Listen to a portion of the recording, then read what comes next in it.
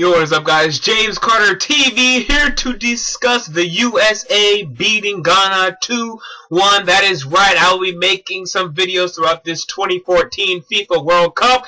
This is the first video I'm making on the 2014 FIFA World Cup, but don't worry.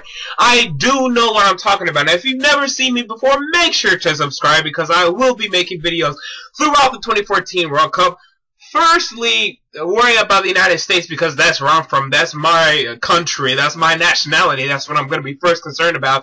And then as we get deeper into the tournament, I'll be making about every team, every matchup. That's what we're going to do. But today, USA versus Ghana. USA beating Ghana by a score of 2-1.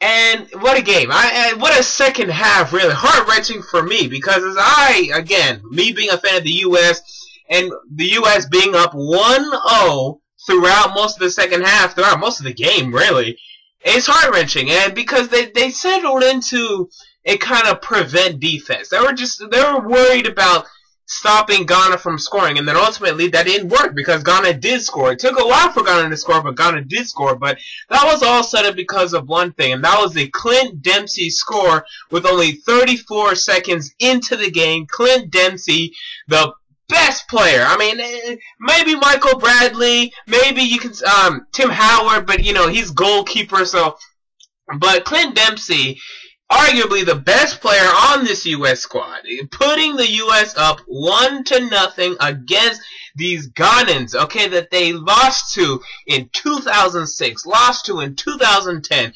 Putting them up 1-0, and that kind of set the tone. But from there, Ghana was more aggressive. The U.S. was kind of like, oh, we're going to let you come at us. And come at us, they did. And Ghana kept coming, but they were missing these shots on goal. Luckily for the U.S., but ultimately at the 82nd minute, Ghana scored. I don't know the guy's name, sorry, but Ghana scored at the 82nd minute, so it was tied 1-1. But then, Mr. Jurgen Klinsmann, the guy that I've been very critical of because I think this guy's came to the U.S. I think he's been running his mouth.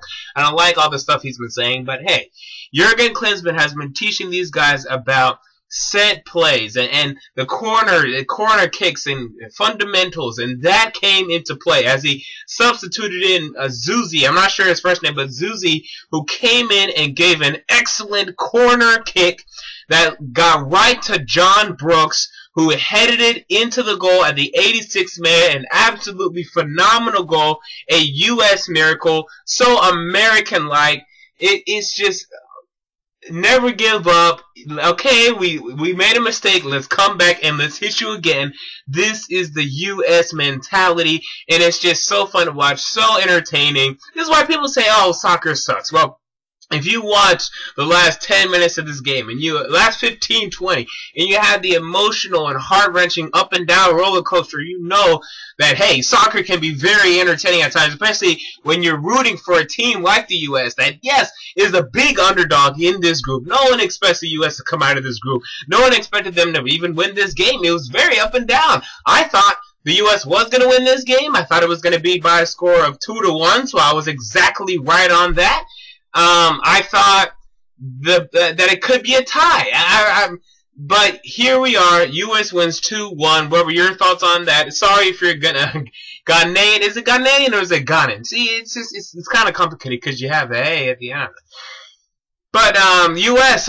Big win. They needed the 3 points. They get the 3 points. Portugal lost bad. They lost 4-0. And I know that they're obviously still a much better team than the USA.